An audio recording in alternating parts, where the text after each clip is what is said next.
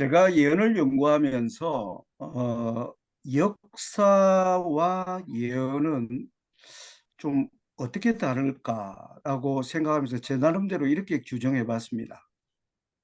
역사는 시간과 공간에서 인간의 역할을 기록한 것이지만 예언은 시간과 공간을 지배하시는 하나님의 기록이다. 우리가 여기 시간과 공간이라는 단어가 나왔는데 우리가 예언을 연구하는 데 있어서 중요한 한 가지가 공간에 대한 이해가 중요하다고 생각이 됩니다. 세계 우리가 어디를 가든지 세계 지도를 우리가 찾으면 이렇게 두 가지 형태의 지도를 우리가 만나게 됩니다. 여러분 그 위에 있는 지도와 아래에 있는 지도의 차이점이 여러분 딱 눈에 들어오십니까?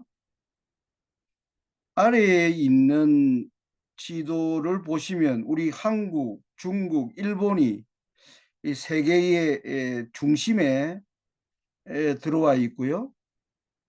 그리고 또 상단의 지도를 보면 한국과 중국과 일본은 세계의 완전히 변두리로 밀려나 있는 모습입니다. 재미있는 게 제가 중국에 13년 살면서 중국에는 이 서점에 어디 가든지 지도를 사면 이 위에 있는 지도는 절대 없습니다. 이 아래에 있는 지도만 팝니다. 그 사람들이 세계관이 굉장히 좁다는 것이죠. 그들이 사는 세계가 꼭 중심이 돼야 된다라고 하는 그러한 생각을 가지고 있는데요. 그런데 성경이 얘기하고 있는 세계관은 아마 상단에 위치한 지도가 합당한 모습이라고 생각이 됩니다. 이걸 조금 확장하면요.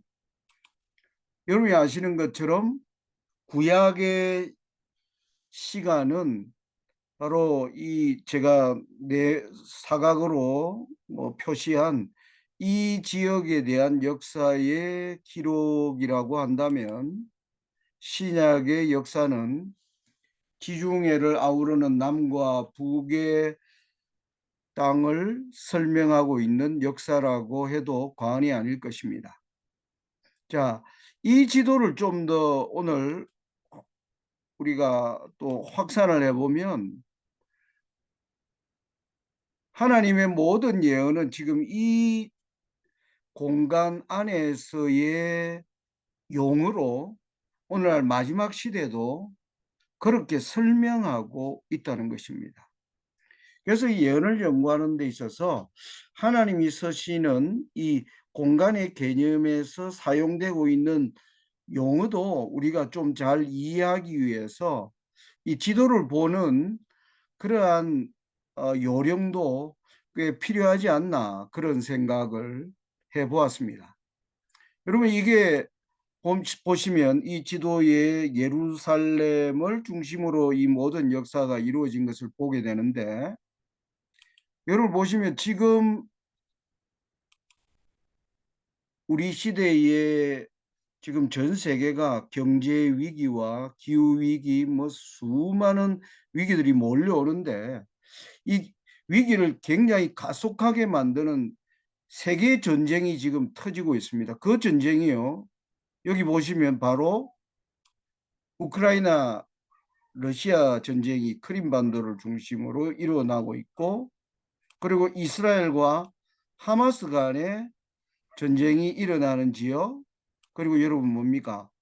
후티 반군과 그 연합군 사이에 일어나는 전쟁. 여러분 이 모든 전쟁들이 전부 하나님이 만들어 놓으신 시간적 도표 속에 다 들어가 있는 것을 느끼지 않습니까? 어떤 사람은 역사의 아이러니라고 할지 모르겠지만은 저는 하나님께서 이 시대의 마지막 때를 설명하기 위해서 하나님께서 역사의 공간을 이와 같이 우리에게 보여주시고 탐구하고 연구해 보기를 바라시는 것이다. 그렇게 생각을 해보았습니다. 그래서 이러한 관점으로 우리가 이제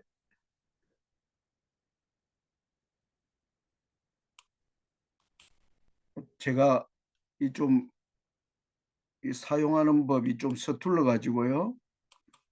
네. 자, 이러한 관점에서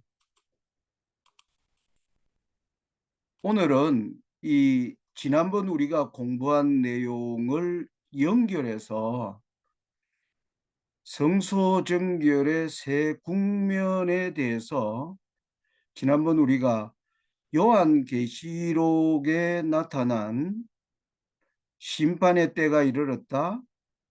그리고 심판의 엄녀의 심판이 이르렀다. 어린 양의 혼인 기약이 이르렀고 그 아내가 준비하였다라고 하는 그것이 전부 성소 정결과 연결되어 있는데 그것이 성경적으로 다니엘서와 다른 모든 말씀과 어떻게 조화되는지를 살펴보는 그러한 시간이 되겠습니다. 지난번 우리가 1844년 이후로 하늘 거룩한 곳에서 이루어지는 사역에 대하여 신랑도 손님도 출연하였지만 신부는 출연하지 못했다는 사실을 우리가 설명을 드리면서 그러면 마지막 때에 어린 양의 혼인 기약일을 얻고 그 아내가 예비하였다, 준비하였다는 말씀을 우리가 어떻게 우리 시대에 이해해야 되는가 하는 것을 여러분들에게 계속 말씀드렸고요. 그 내용을 뒷받침하기 위하여 엘렌 G 화이트의 정언을 이렇게 초기 문집과 대쟁투에서 뽑은 내용들을 말씀을 드렸습니다. 어린 양의 혼인이라는 게 죽은 의인들과 살아있는 의인들에 대한 심판이 행하여진 이후에 영원한 나라를 받을 백성이 준비되었을 때 그들을 위한 나라를 받으시는 것이 바로 어린 양의 혼인이고, 그러므로 이 어린 양의 혼인은 예수님께서 지성소에 계시는 동안 일어나는 것이다 라고 하는 내용을 우리가 보면서 이제 그러면 요한계시록이 말하는 심판하실 때가 이르렀다고 하는 것은 성소정결의 시작이며 어린 양의 혼인 기약이 이르렀고는 성소정결의 마침인데 그 사이에 있는 엄녀가 심판을 받는 일시간에 너 심판이 이르렀다는 것은 성소정결의 사역에서 어떤 국면을 말하는가 하는 의문점이 우리가 생기게 되는 것입니다. 자, 우리는 지금 1844년부터 2024년까지 180년간이 지나도록 아직도 조사 심판의 기간 가운데 있으니까 아직까지 신부가 등장하지 못한 것은 분명한 것입니다.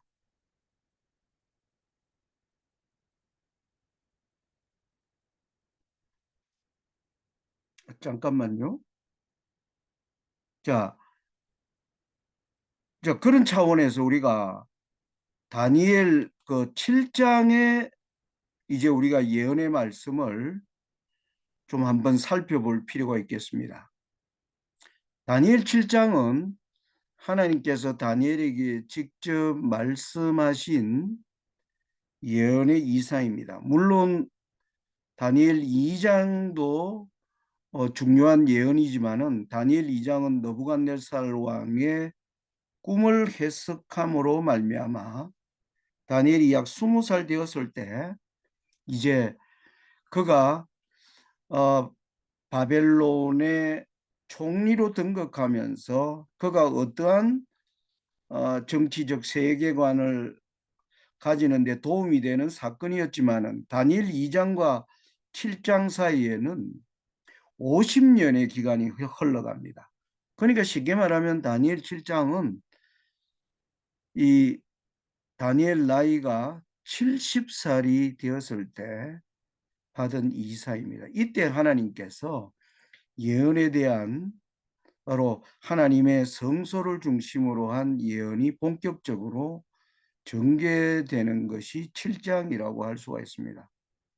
제가 이 7장의 그 이상에 관한 부분을 여기 글로 다 옮겨 놓았는데 일일이 다 읽지 않겠습니다.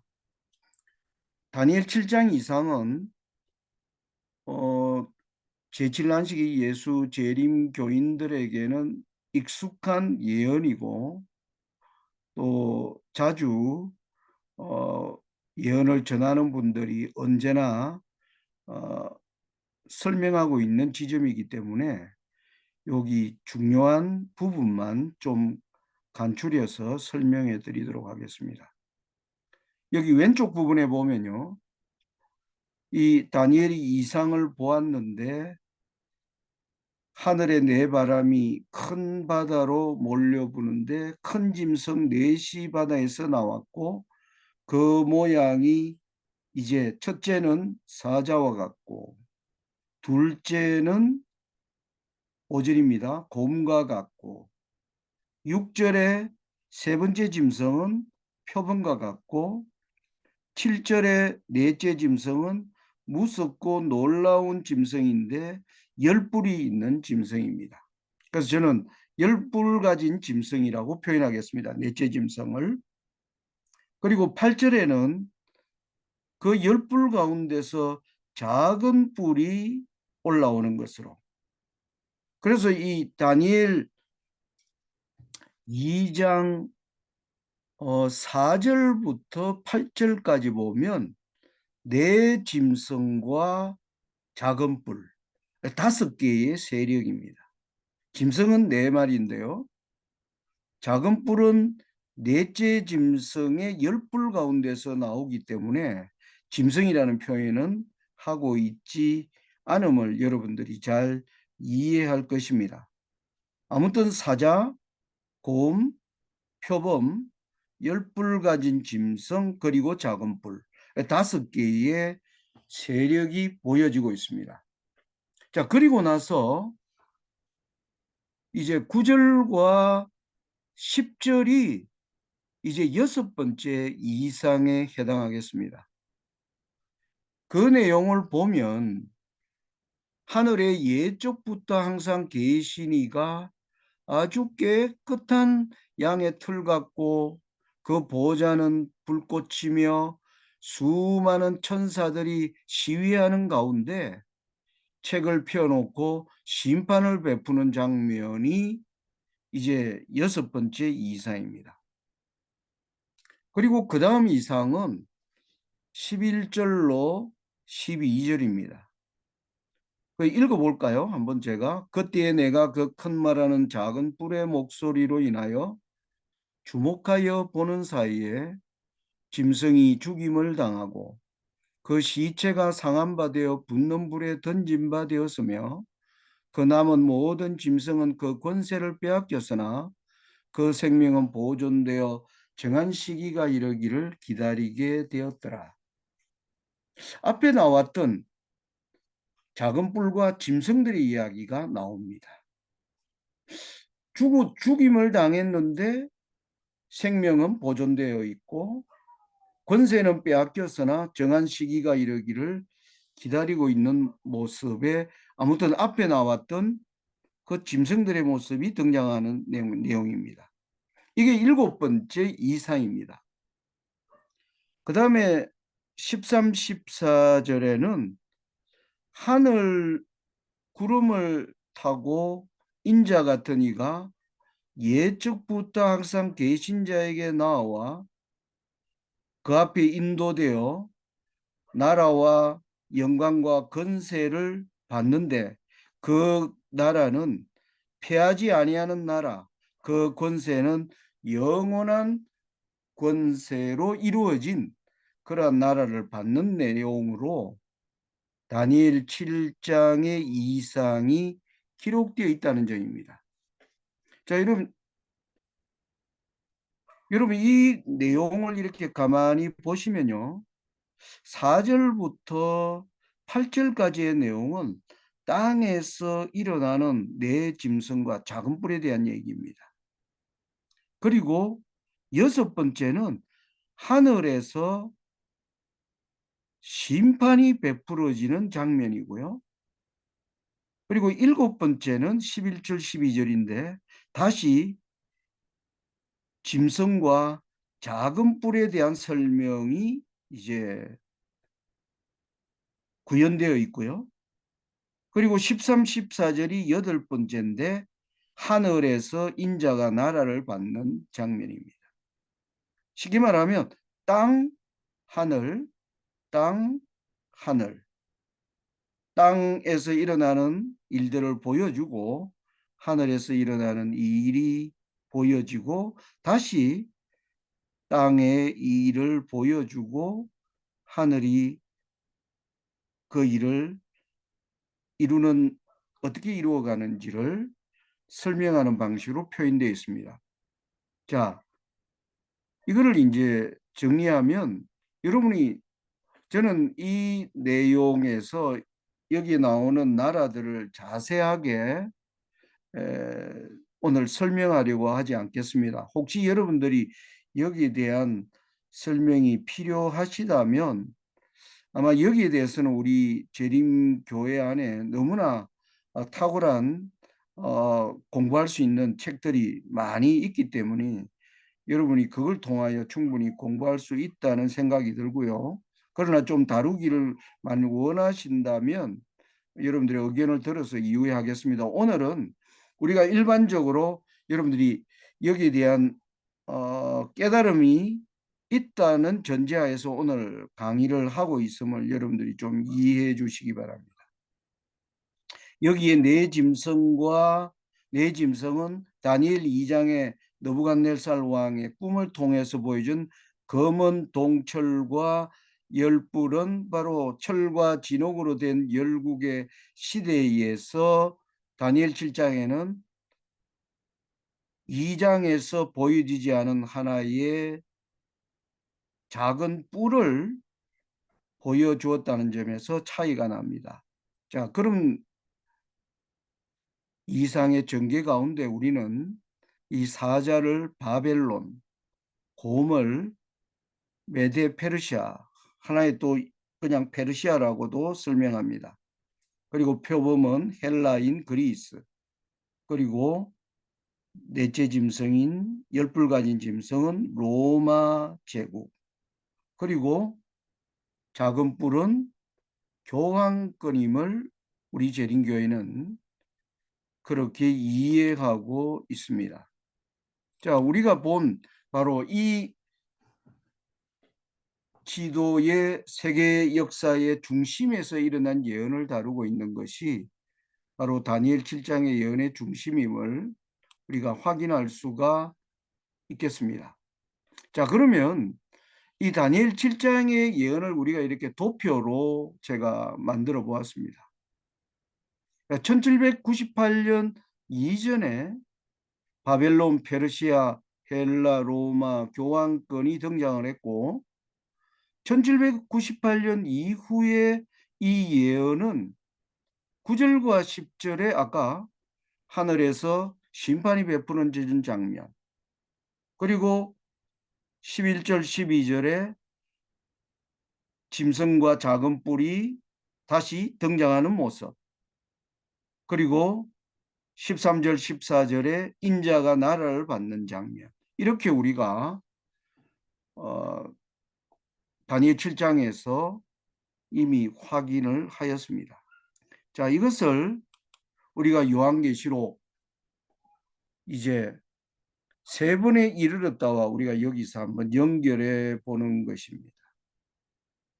14장 7절에 심판하실 시간이 이르렀음이니, 이것은 다니엘 7장에 하늘에서 심판이 베풀어지는 장면과 일치하는 것을 알 수가 있고요. 여러분, 인자가 나라를 받는 것은 여러분 대쟁투 427페이지에 아까 우리가 본 내용입니다.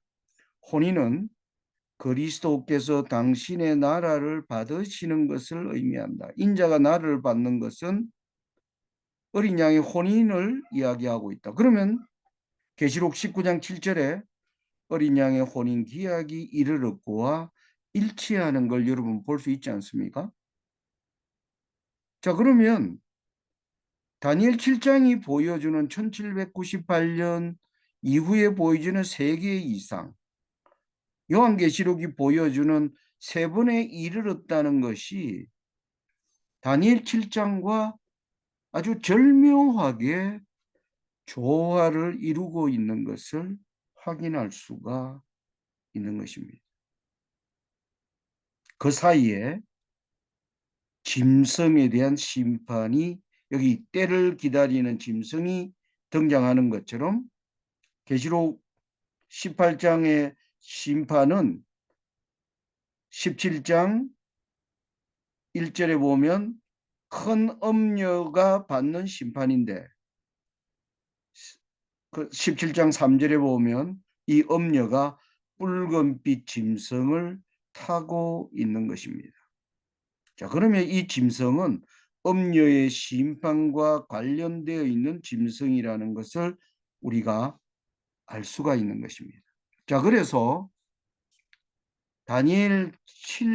다니엘서와 요한계시록의 모든 예언들이 바로 하늘의 성소정결이라고 하는 이 주제에 서로 뭐하고 있다? 일맥상통하고 있다는 것을 우리가 확인할 수 있다는 사실인 것입니다. 자, 여기서 좀 더 구체적 증거를 좀 살펴보면요. 다니엘 8장을 우리가 이제 또 살펴보는 것입니다. 다니엘 8장의 예언도 14절까지가 그 예언의 내용입니다. 이 내용도 제가 간추리 보면 이렇습니다. 다니엘이 을레강변에 서서 거기에서 수양을 봅니다. 3절에 보면요. 그리고 4절에 보면 이 수양이 서와 북과 남을 향하여 막 이렇게 뿔을 가지고 싸움을 하는데, 5절에 보면 수염소가 아주 현저한 뿔을 가진 수염소와 싸움을 하면서, 그리고 7절에는 이 수양과 수염소의 싸움에서 수양이 감당하지 못하고 이제 엎드러지는 장면이 나옵니다. 그러면서 8절에는 수양을 무너뜨린 수염소가 아주 강하여져서 뿔넷이 하늘 사방을 향하여 났는데, 그중 한 뿔에서 작은 뿔 하나가 나오는 장면인 것입니다. 자, 그런데 그 뿔이 하늘 군대에 미칠 만큼 커지고, 그리고 11절에 보면 매일 드리는 제사를 제하고 성소를 헐고, 13절에는 이 작은 뿔 때문에 하늘의 두 거룩한 분의 대화가 기록되어 나오는데, 이 내용은 읽겠습니다. 내가 들은 적 거룩한 자가 말하더니 다른 거룩한 자가 그 말하는 자에게 묻되, 이상에 나타난 바 매일 드리는 제사와 망하게 하는 죄악에 대한 일과 성소와 백성이 내어준 바 되며 짓밟힐 일이 어느 때까지 이를꼬 하매, 그가 내게 이르되 2300주야까지니 그때에 성소가 정결함을 입으리라 하였느니라. 여러분, 여기에 상당히 많은 7장과는 조금 다른 내용들을 볼 수가 있습니다. 여기에는 수양과 수염소가 등장을 하고, 이 수염소에게서 네 뿔이 나오고 네 뿔 이후에 작은 뿔이 나오는 것입니다. 자, 그런데 이 작은 뿔이 공격의 목표가 어디냐 하니까 성소를 짓밟는 것이 목표입니다. 그러니까 하나님이 거기에 대한 대책으로 하시는 말씀이 2300주야까지 성소와 백성이 내어준 바 되며 짓밟힐 것이라고 얘기하시는 것입니다. 그 후에 성소가 정결하게 함을 입으리라. 이게 다니엘 8장의 내용입니다. 자, 여러분 이거를 제가 7장과 8장을 도표로 정리해 보았습니다.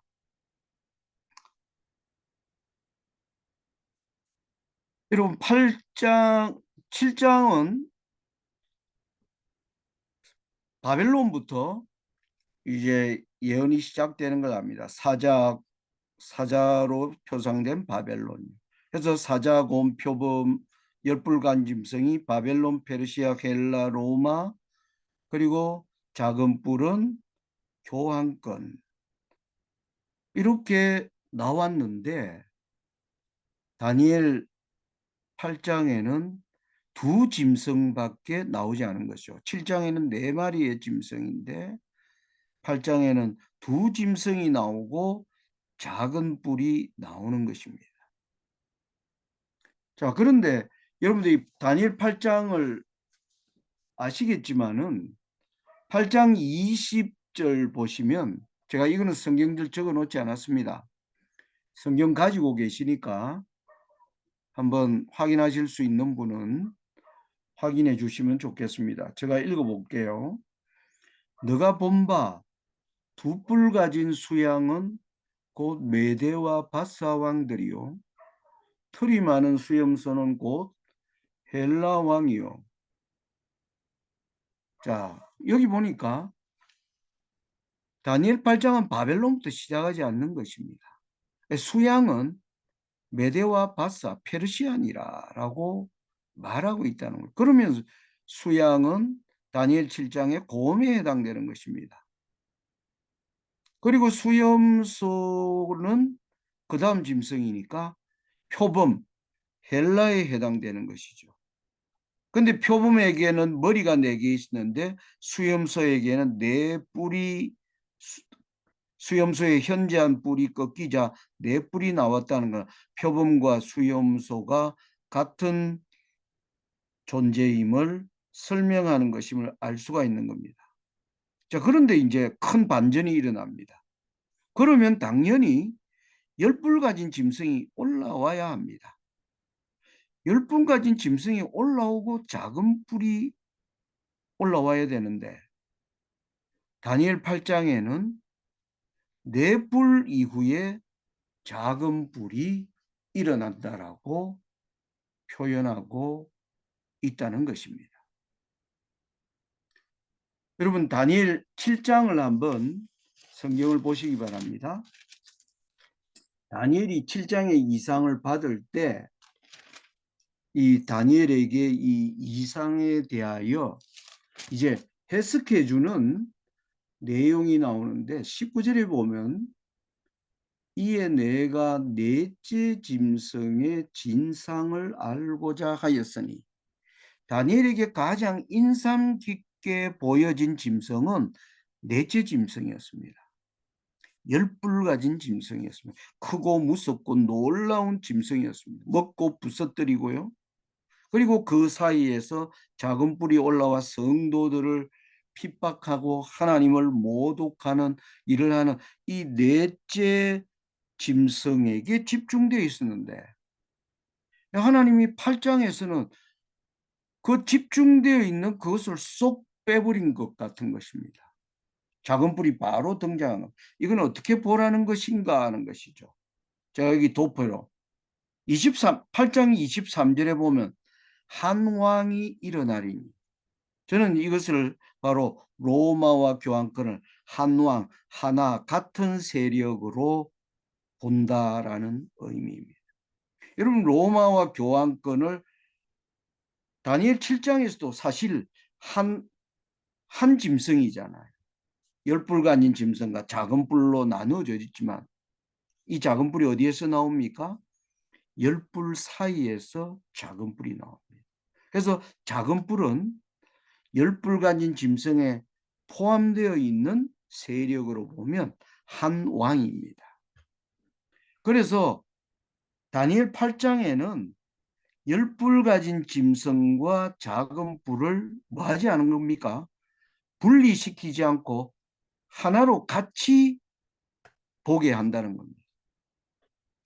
나누어서도 보고 합해서도 보기를 원하신다는 거죠. 여러분 보세요. 하나님을 공격하는 데서도 로마는 예수님을 십자가에 못 박아 죽였습니다.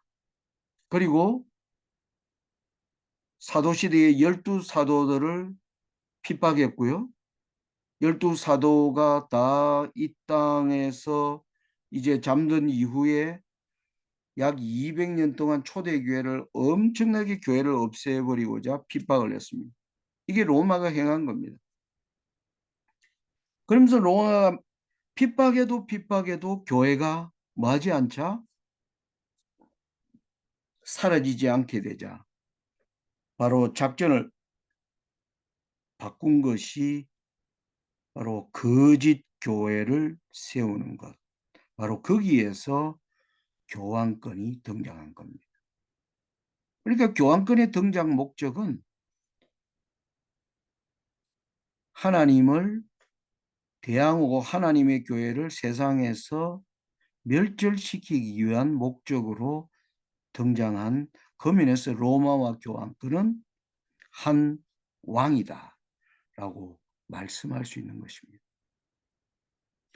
자, 이어서 다니엘 7장에는 이제 심판을 베푸는 장면, 때를 기다리는 짐승의 장면, 인자가 날 이렇게 세 개로 나누어져 있는데 다니엘 8장에는 성소는 이때까지 짓밟히고 그 뒤에 성소가 정결함을 입을 것이라.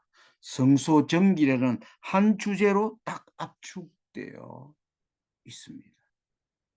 다니엘 7장에는 아주 길게 설명되어 있는 게 다니엘 8장에는 13절 14절로 딱 성소 정결이라는 주제로 압축되어 있다는 것입니다. 이걸 도표로 그리면 이렇습니다. 여러분 이 도표 위에 도표 이해되죠? 다니엘 7장의 도표입니다. 밑에가 다니엘 8장의 도표입니다. 수양 수염소 작은 불 이후에 성소 정결이라는 주제로 보여주신다는 거죠. 자, 그 말은 결국 뭡니까? 작은 불을 설명하는 로마와 교황권을 하나로 보라는 겁니다. 그리고 다니엘 7장에 3개 이상으로 등장한 이 모든 것이 성소 정결의 주제 속에 하나인 것을 보여주는 것이 다니엘 8장이 전개되는 방식이라는 것을 우리가 여기서 확인할 수 있다는 사실인 것입니다. 자, 이제 하나의 더 증거를 보여드리고 오늘은 이제 이 내용으로 강의를 마치게 되겠습니다. 성소 정결하면 우리가 레위기 16장을 당연히 찾아봐야 될 것입니다. 왜냐하면 하늘에서 일어나는 하늘 성소의 일을 땅에 설명해 주기 위하여 하나님이 모세에게 하늘 성소에 대한 청사진으로 지상 성소를 주었고 지상 성소의 성소 정결 이스라엘 달력으로 7월 10일에 1년에 단 하루 대제사장 아론이 지성소에 들어가는 날 하는 일이 기록된 것이 바로 레위기 16장이기 때문입니다. 레위기 16장이 아주 긴 내용인데요. 끝에 보면 30절에 이렇게 해놨습니다. 이날에 너희를 위하여 속죄하여 너희로 정결케 하리니 너희 모든 죄에서 너희가 여호와 앞에 정결하리라. 그래서 레위기 16장 내용이 성소를 정결케 하는 내용임을 알 수 있습니다. 자, 그러면 이날 구체적으로 어떻게 일하는가 보시면 제가 다 내용을 읽지 않고 여러분들이 각자가 연구하시리라고 생각하고요. 여기 제가 노란 글씨로 쓴 내용만 중심으로 설명을 드리겠습니다. 그날 아론이 이제 이 일을 위하여 5절에 이스라엘 자손의 회중에서 속죄물을 위하여 수염소 둘과 번제물을 위하여 수양 하나를 취할지니라. 자, 이날의 대속죄일을 위한 속죄제물은 염소 2마리입니다. 수양은 번제물입니다. 매일의 번제를 그날도 대속죄일 날도 매일의 번제는 드려집니다. 그래서 번제물을 위한 수양은 특별한 대속죄일에 위한 속죄제물이 아니고요. 대속죄일을 위한 속죄제물은 2염소입니다. 그래서 8절에 2염소에 대하여 이야기합니다. 2염소를 위하여 제비 뽑고 여호와를 위한 염소와 아사셀을 위한 염소로 제비를 뽑아 아사셀을 위한 염소는 산채로 두고요. 여호와를 위한 제비 뽑은 염소를 속죄 제물로 드려라. 그렇게 얘기합니다. 자, 그래서 그 모든 명령을 따라 20절입니다. 아론이 여호와를 위한 염소로 속죄를 합니다. 지성소와 회막과 단을 위하여 속죄하기를 마친 후에 뭘 드립니까? 산염소, 살아있는 염소를 드립니다. 살아있는 염소는 아사셀을 위한 염소입니다. 자, 그리고 나서 23절에 보면 지성소에 들어갔을 때 입었던 대제사장 옷을 벗어 거기 두고 몸을 씻고 자기 옷을 입고 나오면 성소정결이 끝나는 것입니다. 여기에 3단계가 있습니다. 여호와를 위한 염소로 속죄하고 그 다음에 산염소인 아사셀을 위한 염소를 처리하고 자신의 옷으로 갈아 입는 것입니다. 엘렌 G 화이트요. 바로 이런 관점으로 성소의 제도를 설명했습니다. 초기 문집에 보면. 모든 사람의 운명이 생사간에 결정되었다. 예수께서 성소에서 봉사하고 계시는 동안 죽은 의인들과 살아있는 들이 심판이 행해졌다. 그리스도께서 그 백성들을 위해 대속하시고 그들의 죄를 도말하심으로 그의 왕국을 받으셨다. 왕국에 살 거민들이 결정되었다. 어린 양의 혼인이 전체적인 의미를 그렇게 설명합니다. 그러면서 예수께서 지성소를 나오실 때 나는 그의 예복에서 방울 소리가 나는 것을 들었다.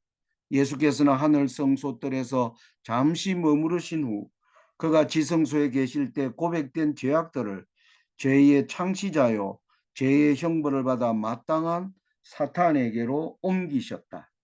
그러고 나서 나는 예수께서 그의 제사장 예복을 벗고 당신의 최고의 왕권을 표시하는 옷을 입으시는 것을 보았다. 여러분, 여기에 백성들을 위한 속죄, 그리고 죄를 사탄에게 옮기는 것, 그리고 왕권의 옷을 입으시는 이 세 국면.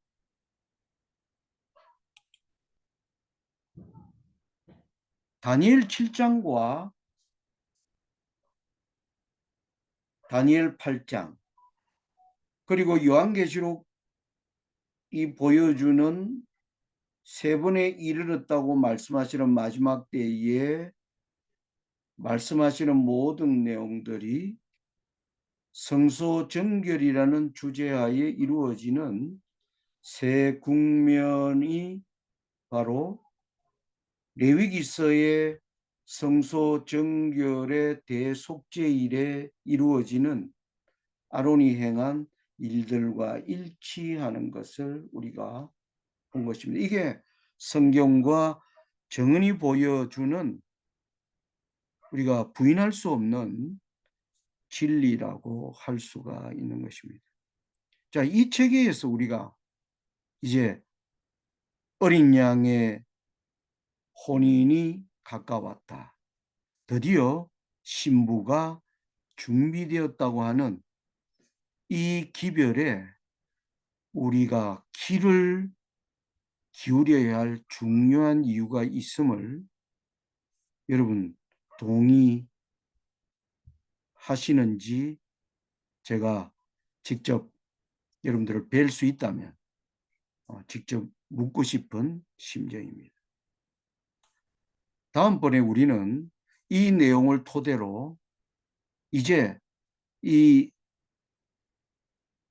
어린 양의 혼인과 심판 사이에 끼어 있는 짐승의 등장, 그리고 짐승을 탄 엄녀의 심판과 관련되어 있는 그 내용이 예언과 어떠한 지점에 맞닿아 있는지를 우리는 이제 본격적으로 살피게 될 것입니다. 예언과 성소를 우리가 연구하면서 오늘 3번에 걸쳐서 연구를 했습니다. 첫날은 재림을 준비하는 성도들의 올바른 종말적 세계가 오늘날 일요일 휴업령으로 대표되는 이러한 것으로 우리가 계속 성경이 말하는 마지막 때의 세계관으로 삼는 것이 옳은 것인가? 사단의 미끼에 빠져드는 그러한 어리석은 짓을 하지 말아야 된다라는 것을 말씀드렸고요. 그리고 두 번째는 1844년 이후 지금 180년이 지나도록 2024년 이후에 이어지는 어린 양의 혼인과 신부의 등장을 우리는 어떻게 이해해야 하는가 하는 게 우리의 중요한 과제입니다. 이제 또 하나의 과제는 무엇입니까? 바로 오늘 우리가 확인한 겁니다. 성소를 중심으로 모든 예언은 성소를 중심으로 전개되고 있는 것입니다. 그러면 당연히 마지막 때의 초점은 무엇일까요? 바로 성소 정결의 시작과 마침을 성경은 예언은 거기에 초점을 두고 있다. 거기에 우리가 우리의 관심과 우리의 귀를 기울이고 연구해야 될 것이라고 생각합니다. 기도드리겠습니다. 자비로우시고 은혜로우신 하나님, 참으로 흔들리는 세상을 살면서 우리가 어디에 우리의 시선을 집중해야 될지 정말 어려운 때에 주님, 우리가 주의 예언으로 우리의 눈을 들 때 하나님 하늘로부터 보이는 신령한 빛을 발견할 수 있도록 거기를 준비하고 계신 하나님을 인하여 찬송합니다. 저희들이 작은 모임이지만 이 만남을 통해서 다시 한번 하나님의 예언을 통해서 우리에게 가르쳐 주시고자 하시는 이 시대의 진리에 귀 기울이고 또 거기에서 흘러나오는 빛으로 인하여 기뻐하며 즐거이 주의 날을 준비하는 착하고 충성된 종들이 되도록 축복하여 주시기를 사랑이 많으신 예수님 성호 의지하여 간절히 기도드리옵나이다. 아멘.